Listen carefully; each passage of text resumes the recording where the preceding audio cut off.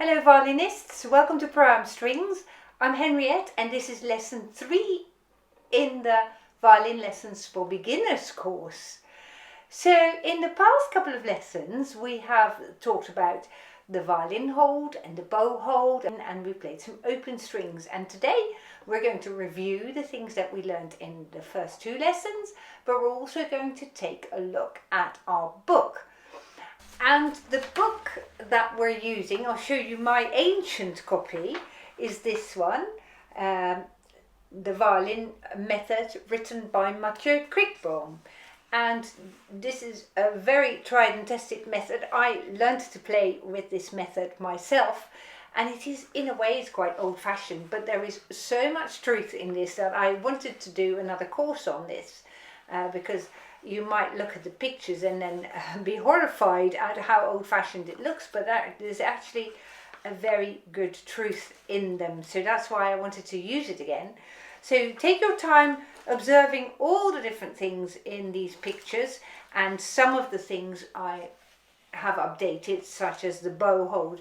We nowadays have a slightly different bow hold, but the way it shows you the photos is actually very, very valid. This is one of my favorite pictures in this book, and that is, you can see it if you've got it in your own book as well, especially this one here where the bow is straight along the bridge. This is what we've practiced in the previous lesson, in lesson 2, how you stretch your bow arm forward in front of your body to reach the point of the bow. And I think this picture in particular is still a really, really valid one today. So I shall leave you to perhaps read the text in your book and take everything with a pinch of salt, because we are slightly modernizing our way of playing, but there is a lot of truth in there. So take a look and just revel in these wonderful old-fashioned pictures. I'd like you to find, which in my book is called page 1, where you first meet some music notes. And the nice thing about this method is that it combines some theory of music with learning how to play. So we're just going to today have a look at how notes are written on a stave. And here you can see what's called a stave, which is this set of 5 lines on which music is usually written. And you've got a set of notes here. Now the nice thing about the stave is that the higher the notes go on the stave, the higher pitched these notes sound as well. So some of these notes here hang down, right down below the stave, and these are very deep sounding notes. I'll come to play these for you in a second. Then there are some notes which are about in the middle, which is this one. And this is our A string, and then there's some notes which are right at the top of the stave, right here, and that is our E string. So we count the lines of the stave from the bottom up. I don't know why, that's just a convention in music. So lines 1, 2, 3, 4, 5, you read them upwards. Now the A string note is indicated between the 2nd and 3rd lines from the bottom. So this here is your A, which is called the 2nd string here. Deuxième corde means 2nd string from the right hand side of your violin. So your 2nd string is, if I show you from here, the E string, your 2nd string is here. Okay? Now then, those are just things that we are learning because these are just assumptions that you will know. It's not always as clear cut as that. Now if we go higher from there and we have our note in between the top 2 lines, that is your E string. Your E string, as you may have found out, is the highest sounding open string on the violin, and it's right at the top of our stave there. You see? Now here you've got an A and an E that sound together. They're written on top of one another, above one another, and they sound together. Now this note here is our D string, and it hangs just off the bottom line of our stave. So that is the D string, which on the violin, of course, is this string here. And then we've got one string left, and that is this one here that hangs right down below the stave. See, that is the G string. Now we will gradually become more familiar with what these notes look like, but I just wanted to point that out to you. So here we have the A, here we have the E, right at the bottom hanging off the stave is the D, and hanging well below the stave is our deepest sounding string, which is the G string. Let's now go ahead and revise the things that we've learned in our first two lessons. Let's put your shoulder rest on the violin, if you haven't already done so. Right, let's tighten our bow, and I'll assume you will have rosined your bow before you started this video. So how tight is the hair of my bow? It's just a finger, there is just a finger space between the stick and the hair. Okay, now then, let's give your right hand a really good shake. Find that little ring that we talked about earlier. Open up a little gap, and that is where you are going to pick up the bow. There we are. Put all your fingers down. Your little finger goes on the side edge. And let's play our strings. And today we're going to start on the G string. And we're just going to play a number of long bows on the open G string. And I want you to aim to straighten your bow arm and go forward. Here we go.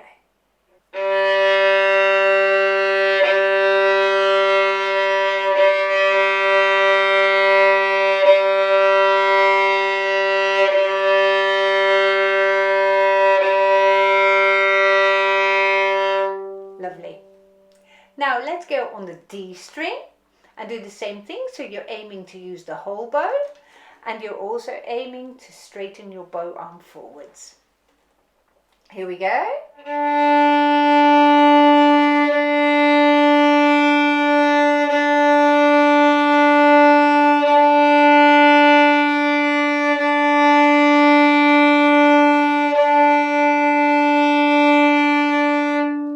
Lovely job. Let's go on the A string now.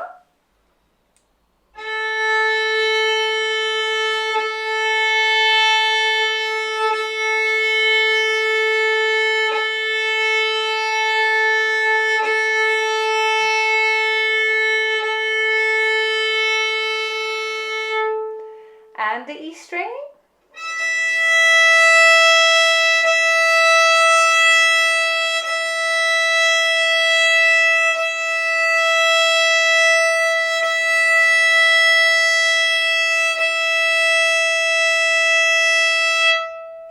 Wonderful, well done. Let's put your violin down now, and let's hold on to the bow, and let's just double check our bow hold. So we want to start with that little ring between your thumb, which is bent, and your middle finger, and you just open up a little gap, and that's where your bow goes. So that is always the basic outline of my bow hold, is this little ring between my thumb and my middle finger. And that stops the bow from falling onto the floor. All the other fingers will eventually, once you get used to this, be used for steering the bow. So I'm having my middle finger and my ring finger together. Then I've got a little gap here. My index finger is about a finger width space away from my middle finger, in other words. So if that is you, bring it a little bit closer. All right. And then your little finger, and you might aim to play that a little bit more precisely now, is on this side edge. So if you have a good look at your bow here, you can see the edges, and your little finger is leaning against that edge from the side, I would say. So be careful that you don't go on top of the bow. That is for cellists. Cellists play with their pinky on top of the bow, but we have it on the side. Lovely. Now for playing, we aim to have our right shoulder in its lowest position. So with your bow in your hand, just practice this with me. Lifting your shoulders up and now dropping them down. And let's do that again. Very slowly lift your shoulders up into its highest position and then drop it. And gradually we want to become a little bit more aware during playing of where our shoulders are. And you will find me talking about that quite frequently, because that becoming aware of where you have tension in your arms or in your shoulders is a very important aspect of violin playing. So let's now pick up the violin again and let's practice those open strings once more. Place it on your shoulder, so with that little button you go into that dent in your neck, and then you slide your violin up to the side. There we are. Remember that it is just a little bit above horizontal, so not too high and neither is it too low. Remember the angle of your violin also, so it's just a little bit tilted to the right hand side.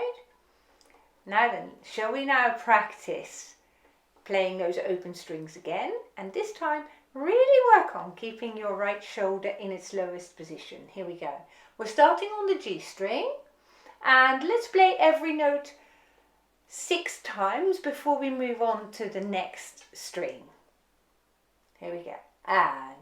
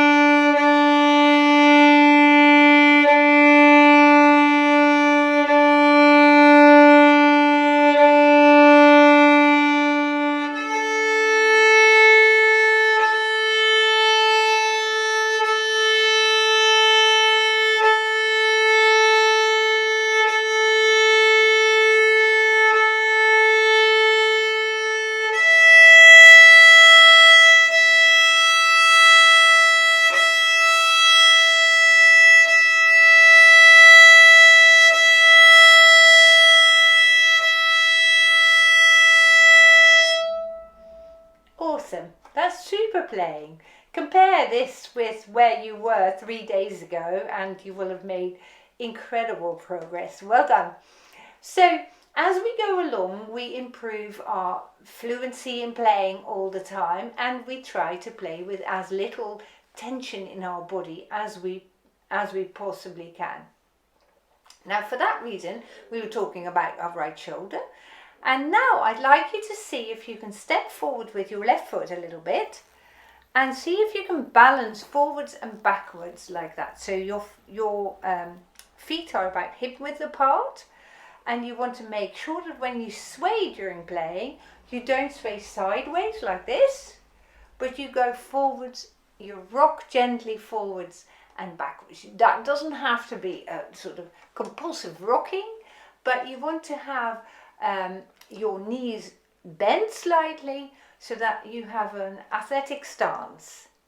Now let's play our 4 strings again, 6 times every string, and really work on 3 things if you can manage them together.